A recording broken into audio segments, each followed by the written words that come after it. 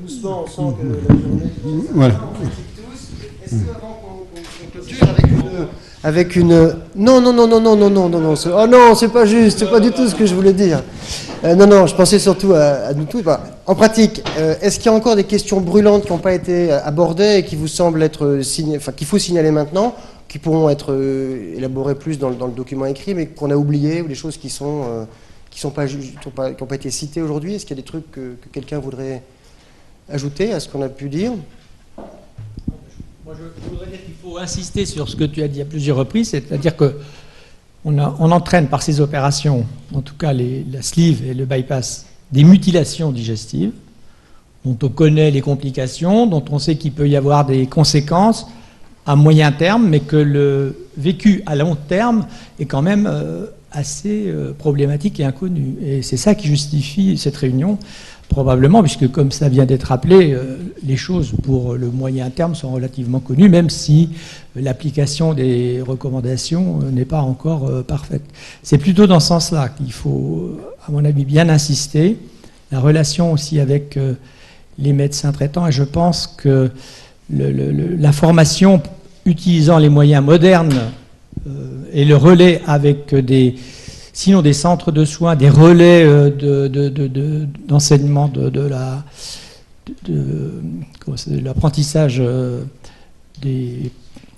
thérapeutique, je pense que ça c'est vraiment à mettre en exergue par rapport à ce que j'ai entendu comme béotien, parce que moi je ne pratique pas du tout ce type de chirurgie. Donc si vous en êtes d'accord, moi je vous propose...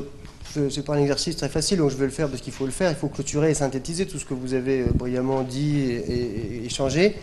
Comme ça, on va dire que si on finit à la demi, ben c'est bien, parce que c'est pas la peine d'être en retard. Donc comme ça, on pourra prendre ses trains et tout ça.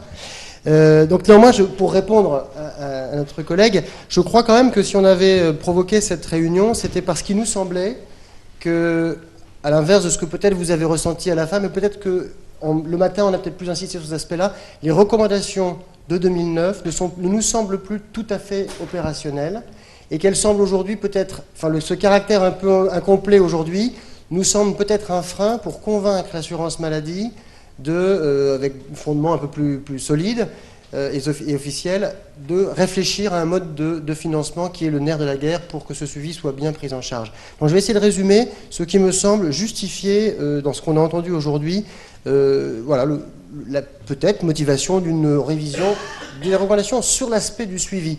Parce qu'on avait bien clairement dit ce matin qu'il y avait beaucoup de choses à dire et que finalement, pour l'opération, je ne suis pas sûr qu'il y ait beaucoup d'éléments nouveaux et de résultats scientifiques qui nous permettent de changer beaucoup ce qu'on a dit dans les indications et dans les interventions. Je ne suis pas certain qu'on pourrait faire le même truc. Pour le suivi, la première chose qui me semble frappante et sur laquelle on a beaucoup insisté, mais c'était largement initié par la première présentation, c'est l'épidémiologie. Quand les recommandations ont été faites, on opérait 10 à 15 000 personnes en France. Aujourd'hui, c'est 50 000 chaque année et ça semble augmenter encore. Ce qui veut dire que le problème a une ampleur bien plus considérable, géométriquement, et puis quand on va additionner tout ça dans 5 ou 10 ans, ça va faire beaucoup de gens. Donc ça, c'est un point qui est quand même pas négligeable et que peu d'entre nous auraient deviné en 2009. Je crois vraiment que la rapidité de l'évolution en France est surprenante. Ça, c'est le premier point. Il y a aussi d'autres points qui se sont précisés et qui sont liés à l'expérience qui s'est accumulée, la littérature et l'expérience en France. Par exemple, la connaissance un peu plus long terme, moyen et long terme, la connaissance que certaines interventions, ça a été souligné, qui étaient jugées comme anodines ou sans beaucoup de répercussions pour le suivi, en ont finalement, car elles en ont toutes. Et ça, c'est aussi quelque chose qu'on a entendu. Donc ça me paraît une connaissance un peu nouvelle. L'autre point sur lequel on a insisté à plusieurs reprises et qui semble aussi une nouvelle donne, c'est le consensus absolu des gens qui connaissent, des experts qui sont ici, c'est que le mot de guérison doit être banni et que le suivi prend d'autant plus sa place qu'on considère que ce traitement n'est pas une guérison mais un traitement, une prise en charge et que la maladie se poursuit et qu'elle est accompagnée différemment. Et ça, je crois que c'est quelque chose qu'on a appris. Il y a 10 ans ou 5 ans, on pouvait croire, certains le croient encore, mais il suffit qu'ils suivent leurs patients 5 ou 10 ans de plus pour s'en apercevoir que c'est pas vrai, que la chirurgie c'est un moyen de traitement. Je pense que ça c'est assez nouveau aussi.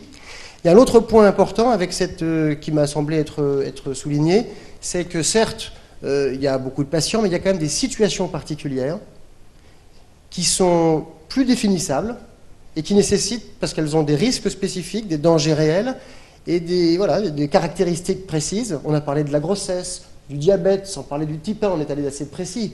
Donc des choses comme ça qui sont que dans certains domaines, on pourrait peut-être aller plus loin, y compris en le documentant sur une littérature un peu fournie, beaucoup plus qu'il y a 6 ou 7 ans, pour avoir des recommandations qui, quand ça le justifie, soient plus précises et pertinentes et évitent des risques. Ça, c'est quelque chose qui me semble nouveau. Avant, on parlait de l'obésité sévère. Aujourd'hui, on voit qu'il y en a 10 des situations précises et elles ont été soulignées. Enfin, il y avait aussi un autre aspect tout à fait nouveau qui n'existait pas il y a 9 ans, c'est les disciplines, qu'elles soient dans la médecine, mais aussi à travers les différentes professions médicales, voire même avec la télémédecine, des modes d'exercice qui n'existaient pas.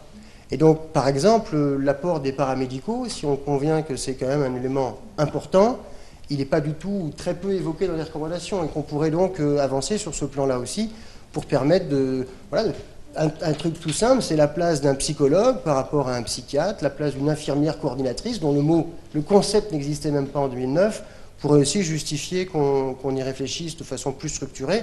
Là, on est en train d'esquisser des choses aujourd'hui. Enfin, j'avais 2 fois que je dis enfin, mais là c'est la vraie.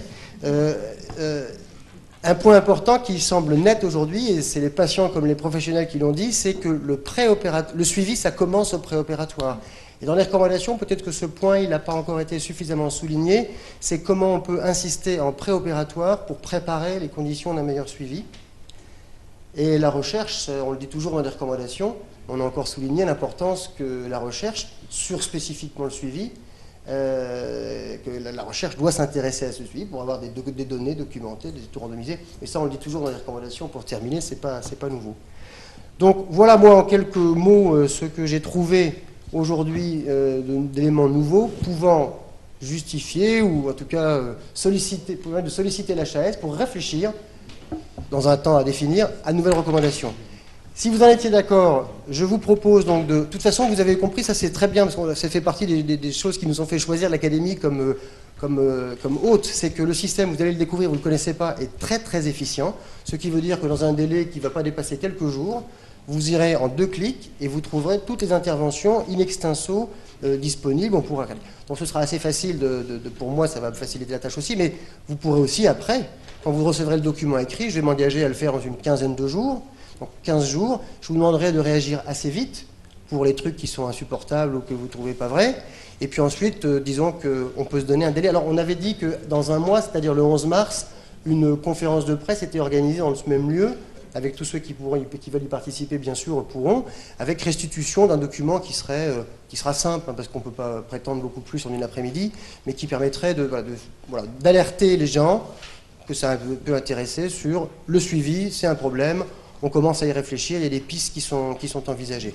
Donc si vous en êtes d'accord, ça veut dire dans 15 jours, vous avez un document écrit qui reprendra, vous pourrez vérifier ce qu'on a dit si vous le voulez en ligne. Je vous invite à regarder, hein, c'est impressionnant le site, il marche vraiment très bien, donc c'est facile de nous réécouter tous. Si vous voulez voir les trucs de ce matin, pour ceux qui ne les ont pas vus, ce sera disponible avec les diapos et les textes en direct. Et donc, retour, et le 11 mars, rendez-vous pour cette conférence de presse qui est organisée comme les trucs de l'habitude. Un point simple pour... Est-ce que ça vous convient, ce mode de fonctionnement ? Est-ce qu'on peut ajouter que pour le secteur privé, l'aspect économique est important à souligner dans les recommandations auprès de la CNAM ? L'aspect économique de la prise en charge, quoi. À l'hôpital, non, puisque tout est pris en charge par la structure. Mais... Si, nous sommes tous sous la même... C'est différents modes, mais on est tous finalement... Mais c'est vrai que les recommandations sont un moyen de permettre à la CNAM de regarder le problème. La difficulté aujourd'hui, c'est que la CNAM, comment peut-on lui demander ? Un petit peu quand même, parce qu'aujourd'hui, la CNAM, qu'est-ce qu'elle peut rembourser ? Pourquoi elle rembourserait cette vitamine et pas celle-là ? On ne voit pas comment elle va réfléchir à ça. Pour soutenir le fait qu'il faut rembourser et investir dans des HDJ, ou éventuellement, ou un autre mode, il faudrait montrer que c'est important le suivi. Aujourd'hui, c'est pas forcément... Parce qu'aujourd'hui, si la CNAM écoute les recommandations, il est marqué tous les ans la vie durant. Donc ça veut dire 50 000, plus 50 000, la vie durant, ça veut dire que le système de santé s'engouffre dans un truc impossible. Oui. Non, mais on pourrait envisager un forfait, enfin je ne sais pas, il faut discuter. A vu des pistes. Les petits pas, donc voilà, c'est un premier petit pas. Bon, et bien s'il n'y a plus de remarques hurlantes, il ne reste plus qu'à laisser la parole à nos présidents pour vous remercier et vous dire au revoir. Je vous laisse clôturer. Donc moi, je remercie évidemment tout le monde. Je vous remercie à vous surtout d'avoir tenu les temps, ce qui n'était pas évident avec ce programme qu'on avait fait. Et donc, il faut être réactif parce que donc il faut qu'on aille vite. Et donc, vous allez recevoir le programme, il faut répondre et ensuite, vous êtes conviés donc à la conférence de presse le 11 mars à 11h ici. Voilà, bon retour alors.